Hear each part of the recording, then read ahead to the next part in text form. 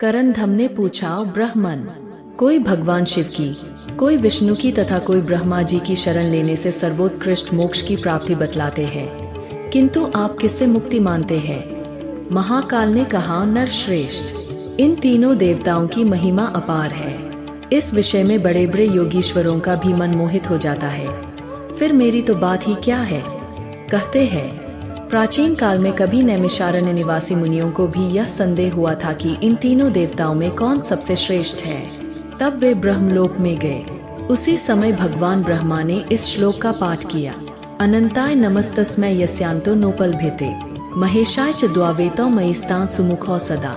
उन भगवान अनंत को नमस्कार है, जिनका कहीं अंत नहीं मिलता तथा जो सबके महान ईश्वर है।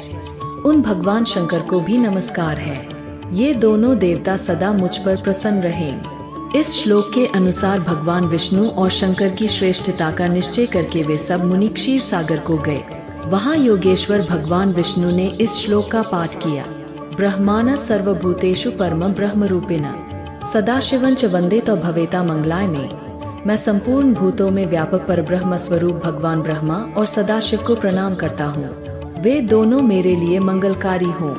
यह श्लोक सुनकर उन ब्रह्मर्षियों को बड़ा विस्मय हुआ। वे वहां से हटकर पुनः कैलाश पर्वत पर गए। वहां उन्होंने देखा कि भगवान शंकर गिरिराजनंदिनी उमा से इस प्रकार कह रहे हैं, एकादश्यां प्रणृत्यामि जागरे विष्णु उस दिन सदा तपस्यां चरामि प्रीत्यर्थन हरिवेद सो।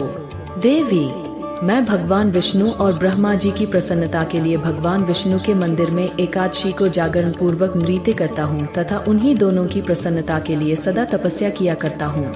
यह सुनकर वे मुनिलोग वहाँ से भी खिसक आए और आपस में कहने लगे, जब ये तीनों देवता ही एक दूसरे का पार नहीं पाते, तब उनके द्वारा उत्पन्न किए हुए महर्षियों की संतान परंपरा में जन्म लेने वाले हम लोगों की क्या गणना है, जो इन तीनों में से किसी एक को उत्तम, मध्यम या अधम बतलाते हैं। वे झूठ बोलने वाले और पापात्मा हैं। उन्हें निश्चय ही नरक में जाना पड़ता है। राजेंद्र, नैमिषारण्य वासी तपस्वी मुनियों ने ऐसा ही निश्चय किया। यह सत्य ही है और मेरा भी यही स्पष्ट मत है।